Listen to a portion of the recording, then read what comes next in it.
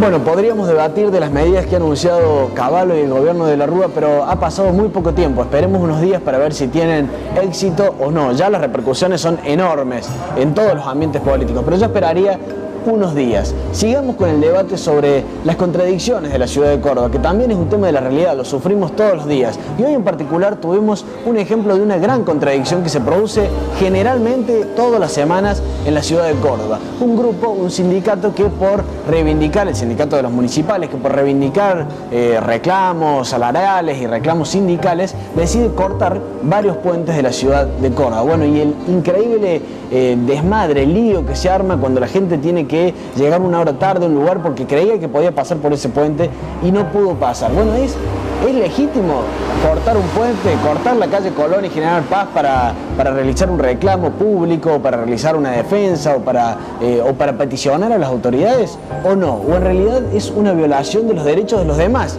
que en principio tenían la previsión de que esa calle iba a estar abierta y que tiene sus actividades particulares y esto les produce, como digo, un desorden en la vida de cada uno de nosotros? Yo creo que este es un botón de muestra de una actitud general que tal vez tenemos los cordobeses de no ser lo suficientemente respetuosos de las leyes y de las normas de convivencia. Siempre encontramos algún justificativo para decir no, yo no cumplo con eso.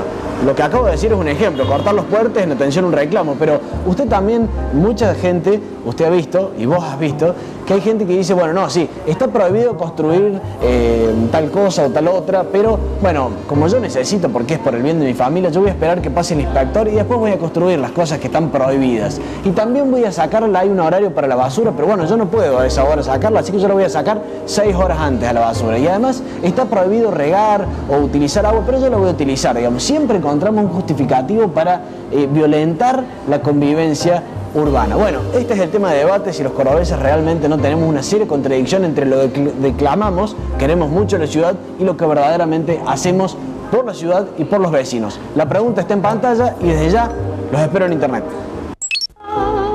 Ahorra en Banco Suquía para que no tengas que ahorrar sueños.